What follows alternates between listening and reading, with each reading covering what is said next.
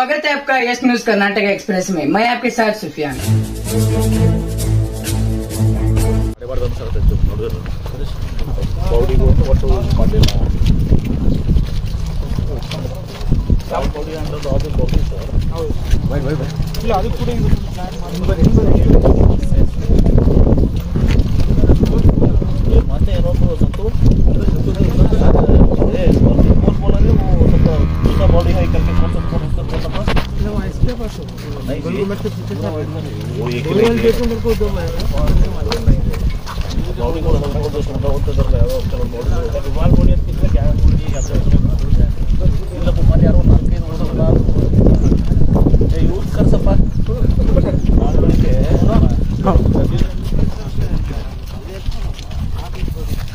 बड़े वैसे बोलो तो गैरेज में एक लिस्ट बनाओ।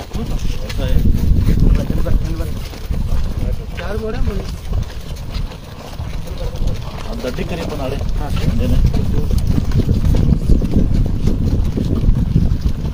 But this is not the reason. ಅವನು ಒಪ್ಪಿಕೊಂಡಿದ್ದಾನೆ. ಅದು ಒಪ್ಪುದಲ್ಲ ಸರ್, ಇಂಥ ಟೈಮ್ ಎಮರ್ಜೆನ್ಸಿ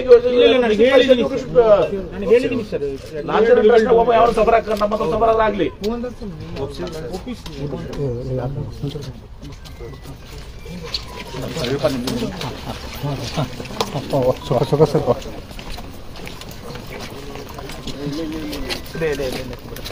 ಚಂದ ಕಾಣ್ತದೆ.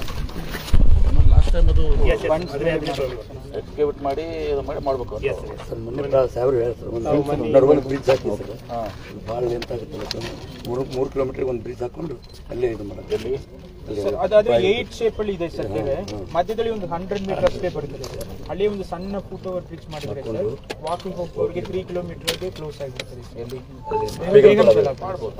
ಇಲ್ಲಾಂದ್ರೆ 7 ಕಿಲೋಮೀಟರ್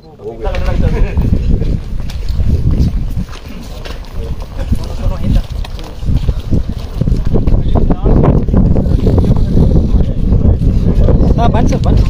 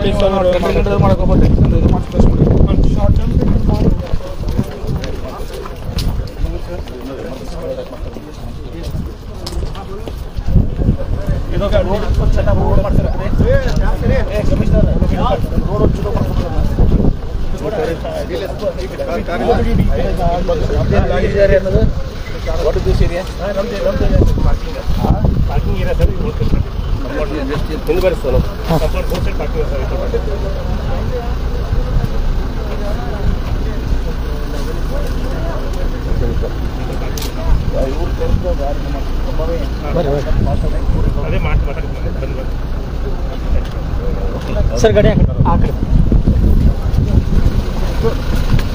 ರಾಜ್ಯದಲ್ಲಿ ತೀವ್ರವಾದಂಥ ಒಂದು ಬರಗಾಲ, ಬಹುಶಃ ಈ ಶತಮಾನದಲ್ಲಿ ಇಂಥ ಒಂದು ಭೀಕರಗಾಲ ನಮ್ಮ ದೇಶದಲ್ಲಿ ಅನೇಕ ರಾಜ್ಯಗಳಲ್ಲಿ ಮತ್ತು ವಿಶೇಷವಾಗಿ ನಮ್ಮ ಜಿಲ್ಲೆಯಲ್ಲಿ, ನಮ್ಮ ರಾಜ್ಯದಲ್ಲಿ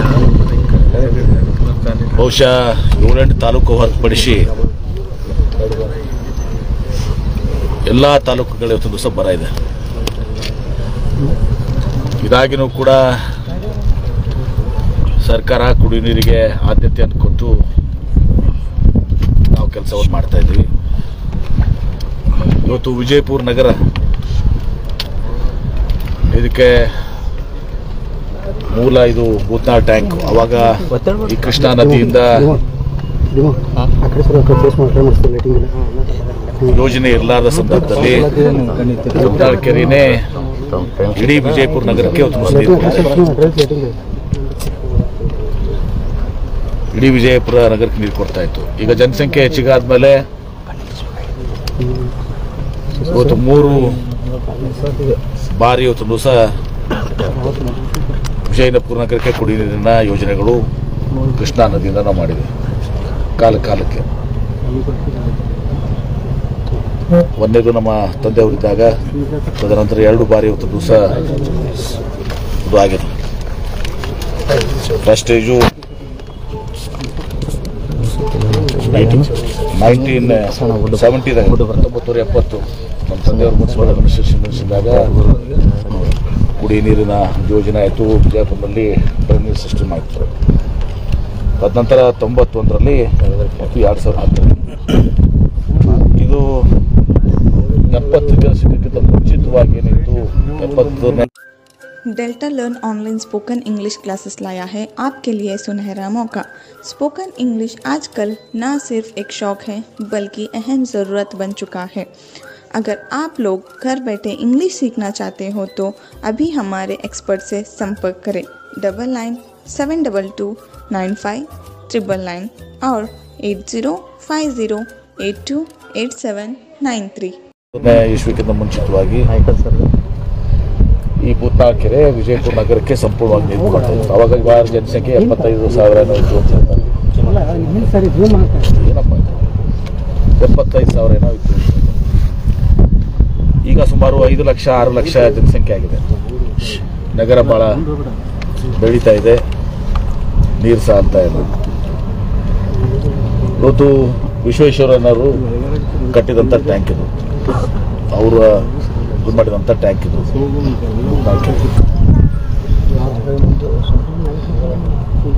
ಹಿಂದೆ ಅದು ಸ್ವಾಭಾವಿಕವಾಗಿ ತುಂಬ್ತಿತ್ತು. ಮತ್ತು ನಾವು ನೋಡ್ತಿದ್ವಿ ತೊರುವಿಯಿಂದ ಏನು ಹಳ್ಳ ಬರ್ತಾಯಿತ್ತು, ಹಳ್ಳದ ಮೂಲಕ ನೀರು ಬಂದು ಇದು ಭೂತ್ನಾಳ ಕೆರೆ ತುಂಬ್ತಾ ಇತ್ತು. ಈಗ ಭಾಳ ಅನೇಕ ಅಲ್ಲೆಲ್ಲ ಹೊಸ ಹದ್ದುಗಳು ಬಂದಿದ್ದರಿಂದ, ಈ ಶಹರ ಬೆಳೆದಿದ್ದರಿಂದ ಇವೆಲ್ಲ ಕೂಡ ಹಳ್ಳಗಳು ಎಲ್ಲನೂ ಕೂಡ ಭಾಳಷ್ಟು ಮುಚ್ಚೋಗಿದ್ರಿಂದ, ಅತಿಕ್ರಮಣ ಆಗಿದ್ದರಿಂದ ಆ ಹಳ್ಳಗಳನ್ನ ನಾವು ಕಳ್ಕೊಂಡಿದ್ವಿ. ಇವತ್ತು ಆ ಪ್ರಮಾಣವಾಗಿ ನೀರು ಬರ್ತಾಯಿಲ್ಲ, ಆ ಪ್ರಮಾಣವಾಗಿ ಮಳೆನೂ ಆಗಿಲ್ಲ. ಈ ಮಧ್ಯೆ ನಾನು ಕೆರೆ ತುಂಬು ಯೋಜನೆಯಲ್ಲಿ 7 ಕೆರೆಗಳಲ್ಲಿ ಇದನ್ನು ಮೊದಲು ಇರಲಿಲ್ಲ, ಭೂತ್ನಾಳ ಕೆರೆ. ಹಿಂದಾಗಡೆ ವಿಚಾರ ಮಾಡಿ ನಾವು ಅದನ್ನು ಭೂತ್ನಾಳ ಕೆರೆ ಒಂದು ಸೇರಿಸಿದ್ದೆ. ಅದು ನೀರು ಸೇರಿಸಿದಾಗೂ ಕೂಡ ಈಗ ತೀವ್ರವಾದ ಅದು ಕೆರೆ ಒಂದು ದಿವಸ ಬರದಾಗಿದೆ. ಸುಮಾರು 7-8 ವಾರ್ಡಿಗೆ ಇದು ನೀರನ್ನು ಕೊಡಲಿಕ್ಕೆ ಸಾಧ್ಯ ಆಗಿತ್ತು. ಈಗ ಅನಿವಾರ್ಯವಾಗಿ ಇವತ್ತು ದಿವಸ ನಾವು ತಿರುಗುಂದಿ ಇದರಲ್ಲಿ ಇದಕ್ಕೆ ಭೂತ್ನಾಳ ಕೆರೆ ತುಂಬಿಕೊಳ್ಳೋಕೆ ನಾವು ಇಟ್ಕೊಂಡಿರಲಿಲ್ಲ. ಯಾಕಂದ್ರೆ ಒಂದು ಕೆರೆ ತುಂಬುವ ಯೋಜನೆ ಇದೆ, ಸ್ವಾಭಾವಿಕವಾಗಿ ಮಳೆ ನೀರು ಬರ್ತದೆ ಅಂತ ಹೇಳಿ. ಈಗ ನಾವು ಈ ತಿರುಗುಂದಿ ಅಕ್ವಾಡೆಕ್ಟ್ನಿಂದ ಭೂತ್ನಾಳ ಕೆರೆಗೆ ನೀರು ಕೊಡುವುದೇ ಒಂದು ಅನಿವಾರ್ಯವಾದ ಮಾರ್ಗ. ಹೀಗಾಗಿ ನಾನು ಭಾಳ ದಿವಸದಿಂದ ಪ್ರಯತ್ನ ಮಾಡ್ತಾ ಇದ್ದೆ. ಅದಕ್ಕೆ ಒಂದು ತಿರುಗುಂದಿ ಅಕ್ವಾಡೆಕ್ಟ್ನಿಂದ ಒಂದು ಕನೆಕ್ಷನನ್ನು ಕೊಡಬೇಕು ಅಂಥೇಳಿ ಇರಿಗೇಷನ್ ಡಿಪಾರ್ಟ್ಮೆಂಟ್ನವ್ರು ಮಾಡಿದಾಗ ಸುಮಾರು 7 ಕೋಟಿ 57 ಲಕ್ಷ ಆಗಿತ್ತು. ಕಾರ್ಪೊರೇಷನ್ದವರು ಸುಮಾರು 3 ಕೋಟಿ ಅಷ್ಟು ಹಣವನ್ನು ಹೊಂದಿಸಿಟ್ಟಿದ್ರು. ಅಡಿಷನಲ್ ಹಣನೂ ನಾವು ಕೊಡಿಸ್ತೀನಿ ಏನಾದ್ರು ಮಾಡೋಣ ಅಂಥೇಳಿ. ಅದು 0 to ಇದರಿಂದ ಬರ್ತಿತ್ತು, ಸ್ವಲ್ಪ ದೂರ ಆಗ್ತಾಯಿತ್ತು. ಅದಕ್ಕೆ 7 ಕೋಟಿ ರೂಪಾಯಿ ಇದು ಅಲ್ಲ ಆಗಿತ್ತು. ಈಗ ಇನ್ನು ಪರ್ಯಾಯವಾಗಿ ಒಂದು ದಿವಸ ಇಲ್ಲಿಂದ ನಾವೇನು ಈಗ ತಾವು ಇದು ಮಾಡಿದಾರಲ್ಲ, ಇಲ್ಲಿಂದ ನಾವು ಸೈಫರ್ ಮಾಡ್ಕೋತೀವಿ.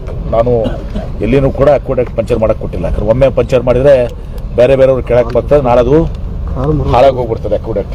ಯಾಕಂದ್ರೆ ನನಗೆ ಭಾಳ ಇದರಿಂದ ಹೇಳಬೇಕಾದ ಕಾಳಜಿ ಏನಿದೆ. ಸಿದ್ದೇಶ್ವರ ಮಹಾಸ್ವಾಮೀಜಿಯವರು ಒಂದ್ಸಲ ನಾನು ಕರೆದ್ರು ಮಧ್ಯಾಹ್ನ 2 ಗಂಟೆಗೆ.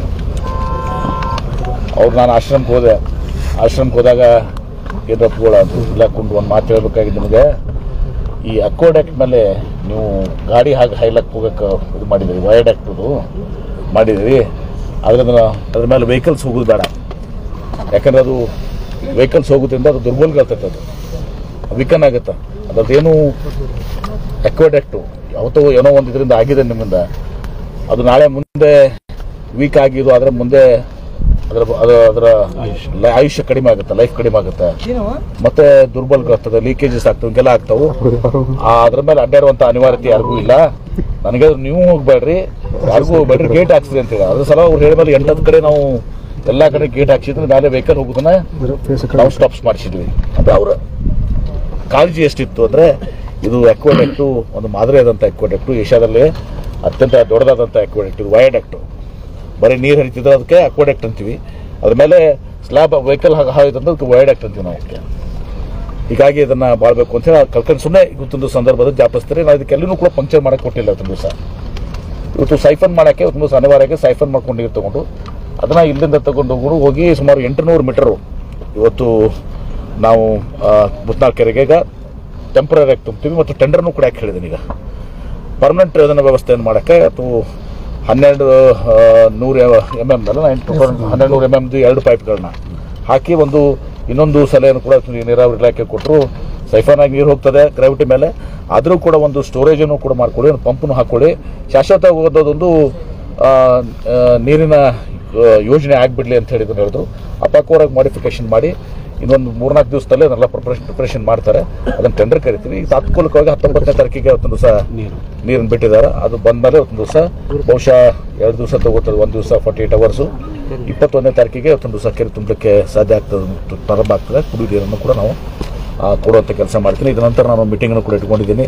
ಹೊಸಲ ನಾನು ಕಾರ್ಪೊರೇಷನ್ದಲ್ಲಿ ಭಾಳಷ್ಟು ವಿಚಾರಗಳನ್ನು ಪ್ರಸ್ತಾಪ ಮಾಡಿದ್ದೆ. ಒಂದು ದಿವಸ ಖಾಸಗಿ ಬೋರ್ವೆಲ್ಗಳನ್ನ, ಬಾವಿಗಳನ್ನ ಎಲ್ಲನೂ ಕೂಡ ಇದು ಮಾಡಿದ್ವಿ.